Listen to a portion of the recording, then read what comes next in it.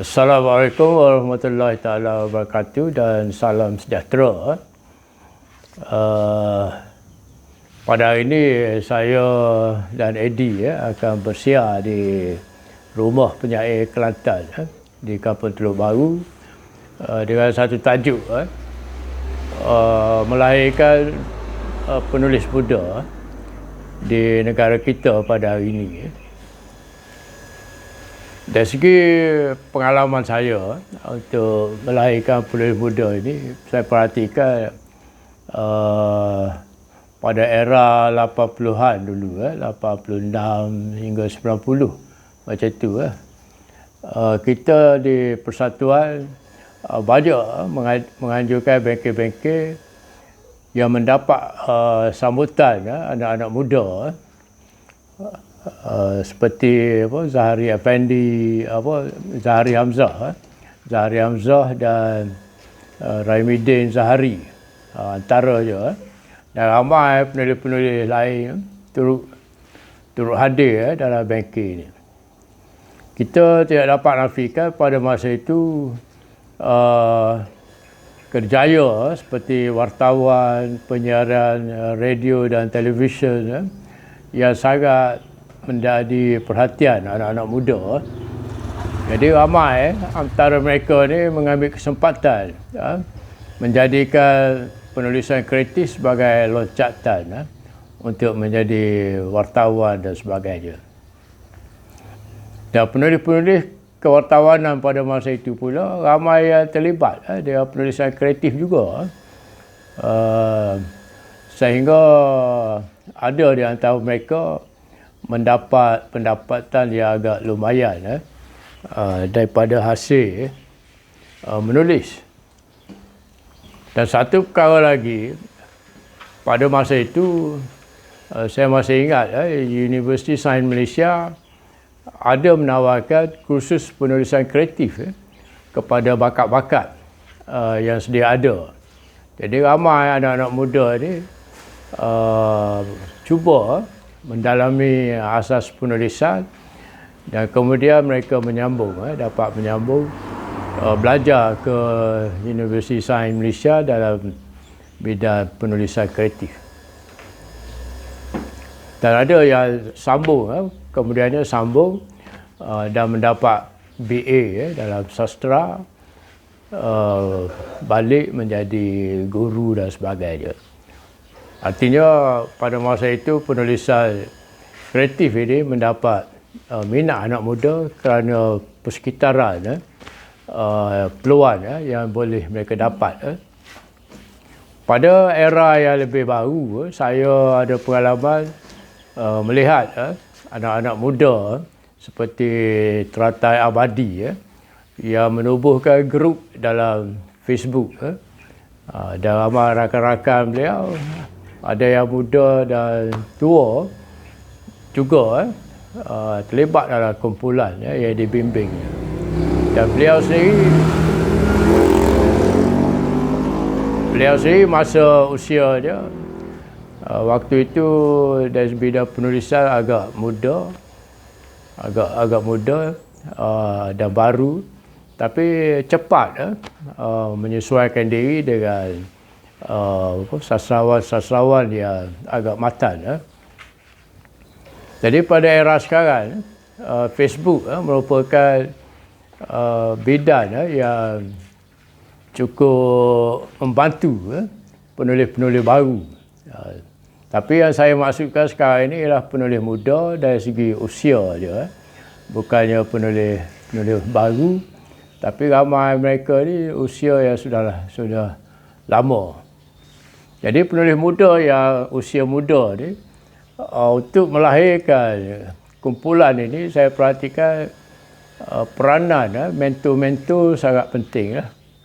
Jadi mereka yang sudah ada kedudukan dan sebagainya, terutama di institusi pendidikan menengah, harus main peranan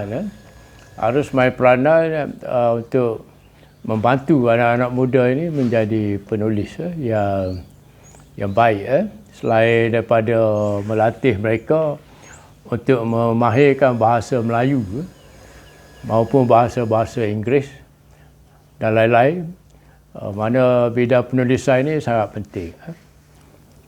Jadi institusi yang saya maksudkan ini ialah seperti sekolah, universiti, kolej dan sebagainya.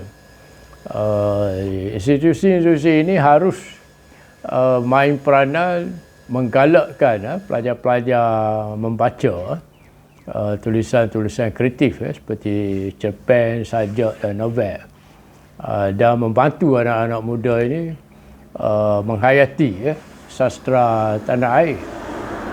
Sebab tanpa peranan guru-guru di sekolah, pensarah-pensarah di universiti, kita akan agak sukar jugalah untuk mengenal pasti bakat yang terpendam yang ada di sekolah.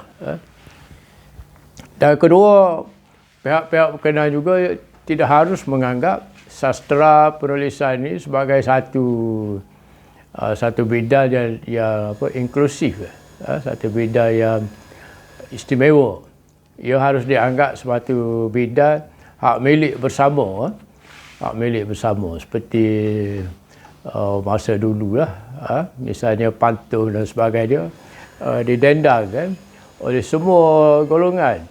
Anak muda, kita ada pantun kanak-kanak, kita ada pantun dewasa, kita ada pantun cinta, dan anak-anak muda yang mengembara membaca pantun-pantun bersifat kembara pada masa dulu. Dan sekarang kita perhatikan budaya ini sudah semakin kurang kerana ada institusi-institusi tertentu yang cuba meninggikan kedudukan sastra ini menjadi satu bidang yang cukup elitis, yang cukup elit sifatnya. Kadang-kadang sastra di bawah, sastra di jalanan misalnya tidak diiktiraf sewajarnya. Aktiviti-aktiviti yang dibuat di tepi pantai oleh anak muda tidak dijadikan aktiviti yang kita kira baik. Sebab sekarang anak-anak muda suka membuat kembara-kembara ke tempat-tempat peranginan dan tempat-tempat yang agak menarik. Dan mereka melahirkan puisi-puisi dan disiarkan di medsos, di TikTok dan sebagainya.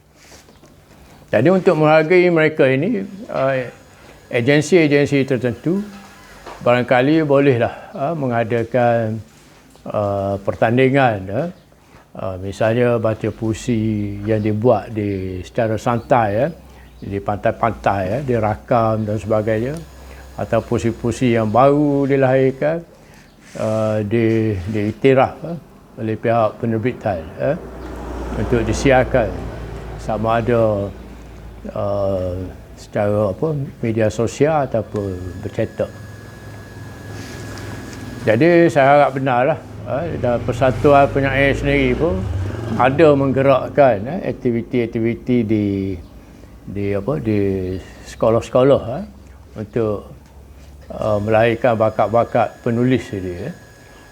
Cuba kita harap pihak-pihak berkenaan memberi ruang yang lebih luas supaya kita bukan saja dapat berkreativiti, tetapi juga dapat mengkaji berbagai aspek masalah penyiaran, masalah penulisan, masalah pembacaan dan sebagainya.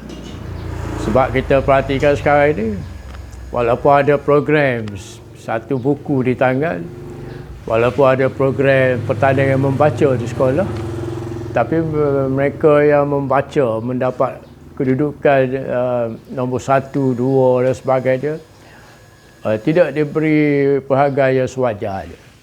Misalnya juara pertandingan membaca di sekolah, kita tidak jemput mereka untuk bercerita pengalaman kejayaan mereka itu di majlis-majlis yang lebih bersifat besar, Kadang-kadang kejayaan mereka itu hanya hilang di peringkat sekolah saja, tidak diberi anugerah di peringkat negeri atau negara itu sendiri. Walaupun kita sudah adakan lama kempen membaca ni, dah lama kempen membaca dibuat di semua peringkat, tetapi kelahirannya di mata masyarakat begitu terpendam, agak terpendam, terpencil, terpinggir. Tidak seperti juara Raja Lawak. Jadi pihak seperti media TV sendiri pun kena memberi perhatian kepada seni penulisan ini. Kalau di barat misalnya BBC dia ada menyediakan rencana mengenai novelis, mengenai novel, tokoh-tokoh yang hebat, sama ada Hemingway dan sebagainya. Kalau di Singapura, CNA ada menyediakan majlis baca puisi, walaupun dibuat dalam satu kelab penyair saja, tapi disiar dalam CNA.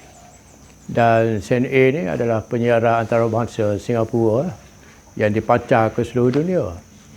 Dengan kata lain, Singapura mempunyai plan pembangunan seni dan budayanya yang lebih teratur, sehingga dia boleh merevolusikan semula wayang kulit, seni lukis dan sebagainya, sehingga seni Singapura itu sampai ke peringkat dunia.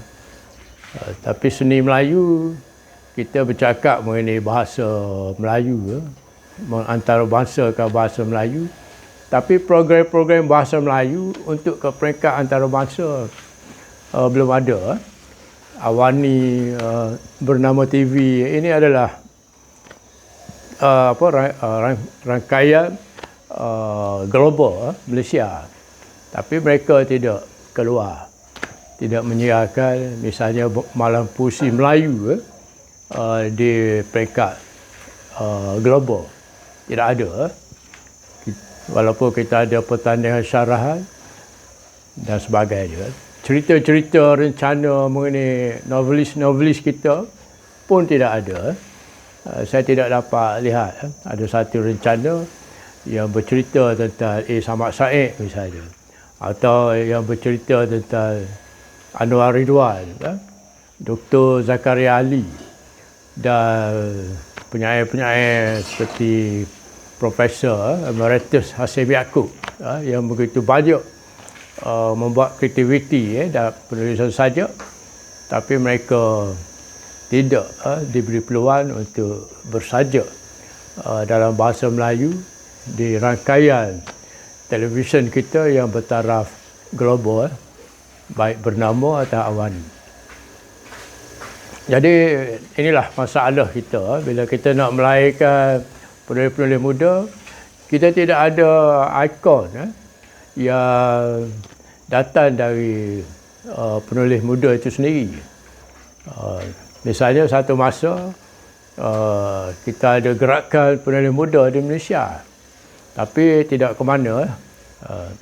Kita ada misalnya SM Zakir dulu yang menulis dalam usia yang muda. Kita ada Imlan Adabi contohnya, dari yang saya tahu sangat aktif dalam penulisan kreatif, kemudian menjadi tokoh wartawan Malaysia. Jadi itulah harapan saya yang paling penting. Saya pernah mencadangkan dan akan terus mencadangkan setiap sekolah perlu mengadakan satu hari satu puisi. Satu hari satu puisi. Mana pihak sekolah akan membaca satu puisi setiap hari di sekolah masing-masing, dengan mengambil pelajar-pelajar sebagai pembaca puisi, sebagai pendeklamatur. Dan sudah tentu kita memerlukan guru-guru yang prihatin dalam soal ini. Jika kita tidak mulakan di sekolah, melahirkan penulis generasi baru ini menjadi sangat sukar, sebab kita tidak boleh dapat bakat bakat baru di luar daripada sekolah. Kerana mereka yang sudah habis sekolah menumpu kepada bidang kerjaya. Jadi itu sajalah. Saya harap televisyen Malaysia akan mengadakan malam puisi Melayu antarabangsa dengan segera sesuai dengan kehendak Perdana Menteri kita sekarang. Sekian, terima kasih.